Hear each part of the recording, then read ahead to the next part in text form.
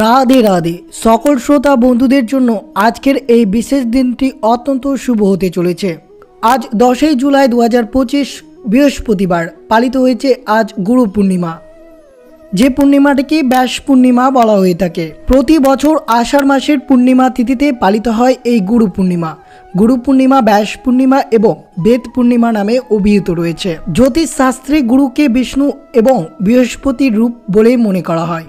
ব্রহ্মসূত্রে মহাভারত, শ্রীমদ্ ভাগবতম এবং 18টি পুরাণ রচিত কৃষ্ণ দ্বৈপায়ন বেদব্যাস আষাঢ় মাসের শুক্লপক্ষের পূর্ণিমা তিথিতে জন্মগ্রহণ করেছিলেন।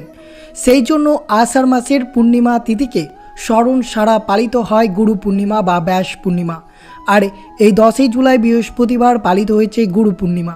তাই অবশ্যই আপনারা এই শুভ দিনটিতে অবশ্যই ভগবান বিষ্ণুর জন্য ব্রতটি পালন করুন শ্রদ্ধা ভক্তির সাথে আপনার গুরু, এবং যদি গুরু না থেকে থাকে তাহলে অবশ্যই এই শুভ দিনে আপনারা ভগবান বিষ্ণুর পুজো অর্চনা করবেন।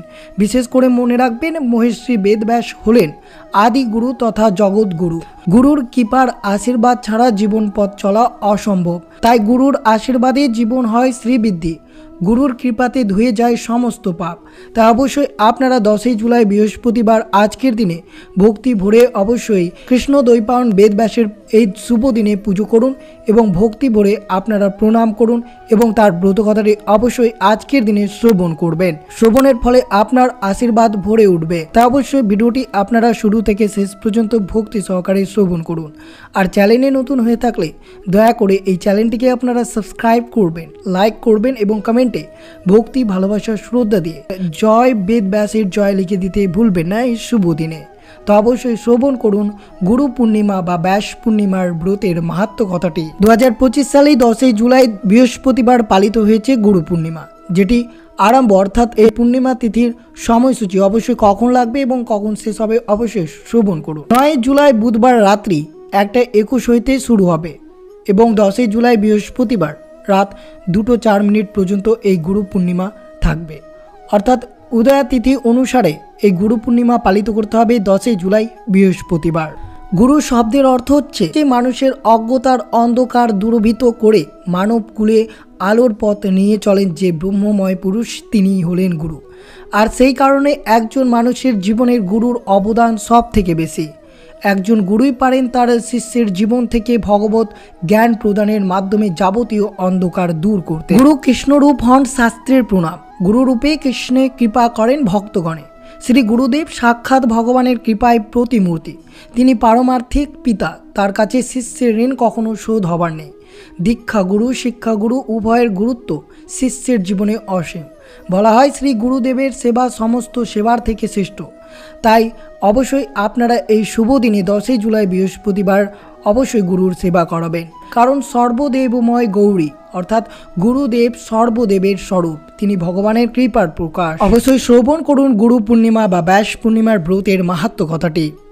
হিন্দু শাস্ত্রে অনুসারে মহর্ষি কৃষ্ণ দ্বৈপায়ন বেদব্যাস ছিলেন পরাশর ঋষি ও সত্যবতীর পুত্র। তিনি ছিলেন 3 জগতের জ্ঞানী। একসময় ব্যাসদেব সূর্যোদয়ের সময় সরস্বতী নদীর জলে প্রাতঃস্নান করে একাকী উপবিষ্ট হয়ে ধ্যানস্থ হলেন। মহর্ষি বেদব্যাস এই যুগের ধর্ম বিপর্যয় দর্শন করেন। তিনি তার দিব্য দর্শন থেকে জানতে পেরেছিলেন যে কলিযুগে মানুষের ধর্মের প্রতি আস্থা হারিয়ে ফেলবে, যার ফলে মানুষ নাস্তিক হয়ে যাবে, কর্তব্যহীন এবং স্বল্পস্থায়ী হবে। সত্য গুণের অভাবে তারা ধৈর্যহীন হয়ে পড়বে। এইভাবে পূর্ণ জ্ঞান সম্পন্ন মহর্ষি তার দিব্য দৃষ্টির দ্বারা এই যুগের প্রভাবে জড় জগতের অধঃপতন দর্শন করলেন। তাই মহর্ষি বেদব্যাস তিনি সমস্ত বর্ণের এবং আশ্রমের মানুষ কিভাবে মঙ্গল সাধনা করা যায় সেই চিন্তা করলেন। তিনি দেখলেন যে বেদে নিদর্শিত যজ্ঞ অনুষ্ঠানে উদ্দেশ্যে হচ্ছে মানুষের বৃত্তি অনুসারে তার কার্যকলাপকে পবিত্রতা করা। এই প্রক্রিয়াকে সরলীকৃত করার উদ্দেশ্যে তিনি এক বেদকে 4 ভাগে ভাগ করেছিলেন, যাতে যারা বুদ্ধিমত্তা দুর্বল বা যাদের স্মৃতিশক্তি দুর্বল তারা বেদ অধ্যয়ন করে উপকৃত হতে পারেন। স্ত্রী, শূদ্র এবং দ্বিজচিতা গুণাবলীবিহীন ব্রাহ্মণ কুল উদ্ভূত মানুষদের বেদের তাৎপর্য অঙ্গম করার ক্ষমতা নেই। তাই তাদের প্রতি কৃপা পরবশ হয়ে মহর্ষি বেদব্যাস মহাভারত রচনা করলেন, যাতে তারা তাদের জীবনের পরম উদ্দেশ্য লাভ করতে সমর্থ হতে পারে। বেদ আলাদা করার পর ব্যাস সেইগুলোর নাম দেন যথাক্রমে ঋগ্বেদ, যজুর্বেদ, সামবেদ এবং অর্থববেদ। এইভাবে বেদের বিভক্তির কারণে তিনি বেদব্যাস নামে প্রসিদ্ধ হন। এরপর তার প্রিয় শিষ্য পায়লা, বৈশম্পায়না, জয়মুনি এবং সুমন্তকে 4টি বেদের জ্ঞান দেন। বেদ উপস্থিত জ্ঞান অত্যন্ত রহস্যময় এবং কঠিন ছিল, তাই বেদব্যাস পঞ্চম বেদের আকারে পুরাণগুলো রচনা করেছিলেন, যেখানে বেদের জ্ঞান আকর্ষণীয় গল্পের আকারে ব্যাখ্যা করা হয়েছে। তিনি তার শিষ্য রোমহর্ষণকে পুরাণ জ্ঞান দান করেন। এরপর বেদব্যাসের শিষ্যরা তাদের বুদ্ধিমত্তার জোরে বেদকে বহু শাখা উপশাখায় বিভক্তি করেন। বেদব্যাস আমাদের আদিগুরু হিসেবে বিবেচনা করা হয়। এই গুরু পূর্ণিমার দিনটিকে ব্যাস পূর্ণিমা বলা হয়ে থাকে। বৌদ্ধ ধর্ম মতে বোধি জ্ঞান লাভের পর আষাঢ় মাসের পূর্ণিমায় সারনাথের প্রথম শিষ্যদের উপদেশ দেন গৌতম বুদ্ধ।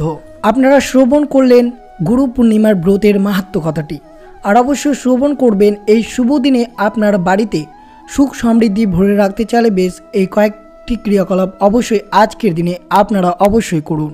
দেখবেন পরিবারে গুরুর আশীর্বাদ থাকবে, ভগবান বিষ্ণুর আশীর্বাদ থাকবে এবং সেই পরিবারে সারা বছর সুখ সমৃদ্ধি, কোনো ধরনের অমঙ্গল সূচক ঘটনা কিছুই হবে না। তা অবশ্যই আপনারা শ্রবণ করুন। 10 জুলাই বৃহস্পতিবার এই শুভ দিনটিতে আপনাদেরকে প্রথমত মনে রাখতে হবে গুরু পূর্ণিমার দিনে ব্রহ্মা মুহূর্তে ঘুম থেকে উঠতে হবে। এরপর মনে রাখবেন আপনার ঘর পরিষ্কার করার পর স্নান করে পরিষ্কার কাপড় পরিধান করবেন। বিশেষ করে যদি এই শুভ দিনটিতে যদি আপনারা গঙ্গার মতো পবিত্র নদীতে স্নান করতে পারেন তা অত্যন্ত শুভ হতে পারে, এবং যদি আপনারা হলুদ কাপড় বস্ত্র পরিধান করে এই শুভ দিনে পুজো অর্চনা করতে পারেন তা আরও শুভ হতে পারে। তারপর অবশ্যই একটি পরিষ্কার স্থানে একটি হলুদ কাপড় বিছিয়ে সেখানে অবশ্যই আপনার ইষ্ট গুরুদেবের ছবি বসাবেন। যদি না থাকে বাড়িতে তাহলে অবশ্যই বেদব্যাসজির ছবি এই শুভ দিনে বসাবেন। বেদব্যাসের মূর্তি বা গুরুদেবের ছবি স্থাপন করবেন সেই জায়গাটিতে। সাধ্যমতো ভগবান গুরুদেব ও পঞ্চতত্ত্বকে হলুদ ফুল চন্দন দিয়ে সজ্জিত করতে হবে আপনাদেরকে। ভোগের সময় ভগবানকে ভোগ নিবেদন করার পর তারপর সেই মহাপ্রসাদ বেদব্যাস বা নিজের শ্রী গুরুদেবকে নিবেদন করবেন। বিশেষ করে এই দিনে আপনারা যে ভোগটি নিবেদন করতে পারেন তা অবশ্যই পায়েস, ক্ষীর বা খিচুড়ি আপনারা মহাপ্রসাদ ভোগ নিবেদন করবেন। অবশ্যই কৃষ্ণের ভোগে অবশ্যই তুলসী পত্র নিবেদন করা অত্যন্ত শুভ হতে পারে। আরতির সময় ভগবানকে আরতির পাশাপাশি বেদব্যাস বা শ্রী গুরুদেবকে সেই উপকরণ দিয়ে নিবেদন করুন। এরপর অবশ্যই এই শুভ দিনে আপনারা 16 মালা হরে কৃষ্ণের মহামন্ত্রটি জপ করুন। এছাড়াও অবশ্যই ভগবান বিষ্ণুর মহামন্ত্রটি আপনারা জপ করতে পারেন, যে মন্ত্রটি অবশ্যই কমপক্ষে 108 বার জপ করবেন এই শুভ দিনে। মন্ত্রটি হচ্ছে ওম নমঃ ভগবতে বাসুদেবায় নমঃ। শেষে ভগবান চরণে তারপর গুরুদেবের চরণে দণ্ডবাদ প্রণাম নিবেদন করবেন। এইভাবে এই ক্রিয়াকলাপ করলে এতে গুরুর আশীর্বাদ সারা জীবন বজায় থাকবে। এই দিন সকালবেলা উঠে অবশ্যই মা বাবাকে প্রণাম করতে পারেন। এছাড়াও ভালো কোনো কাজে যেমন নিজের সাধ্যমতো গরিব দুঃখীকে দান করুন, এতে ভগবানের আশীর্বাদ থাকবে। গুরু পূর্ণিমার দিন অত্যন্ত শুভ হতে পারে যদি আপনারা দীক্ষা নিতে পারেন তো। এছাড়াও অবশ্যই গুরু পূর্ণিমার দিন বাড়িতে গীতা পাঠ করা ভালো, এবং মনে রাখবেন এই শুভ দিনে কখনোই আপনারা আমিষ খাবার গ্রহণ করবেন না বা রাজসিক তামসিক খাবার থেকে দূরে থাকবেন। এই দিন বাড়িতে অবশ্যই দেবী লক্ষ্মী ও ভগবান নারায়ণের পুজো করলে গৃহের জন্য খুবই মঙ্গল হতে পারে। এছাড়াও সন্ধ্যায় ঘিয়ের প্রদীপ জ্বালানো অত্যন্ত পবিত্র বলে মনে করা হয়, তাই এই শুভ দিনে এইভাবে ক্রিয়াকলাপটি করবেন। দেখবেন অবশ্যই ভগবান বিষ্ণুর আশীর্বাদ বর্ষিত পড়বে। তাছাড়া অবশ্যই শ্রী গুরুদেবের আশীর্বাদ সেই ভক্তের উপর বর্ষিত পড়বে। এর ফলে পরিবারের সুখ সমৃদ্ধি ভরে থাকবে, তাতে আপনাদের সমস্ত মনস্কামনা এবং আপনাদের জীবন আরও আলোয় ভরে উঠবে। তো এই ছিল ভিডিওটি যদি ভালো লেগে থাকে অবশ্যই চ্যানেলটিকে সাবস্ক্রাইব করবেন, লাইক করবেন, কমেন্টে ভক্তি ভালোবাসা শ্রদ্ধা দিয়ে বেদব্যাসজির জয় বা জয় শ্রী গুরুদেবের জয় লিখে দিতে ভুলবেন না। ভিডিওটি আপনার আত্মীয় ভক্ত বা বন্ধুদের সাথে অবশ্যই শেয়ার করে দেবেন। অবশ্যই আপনারা আমার সাথে বলুন রাধা রাধা।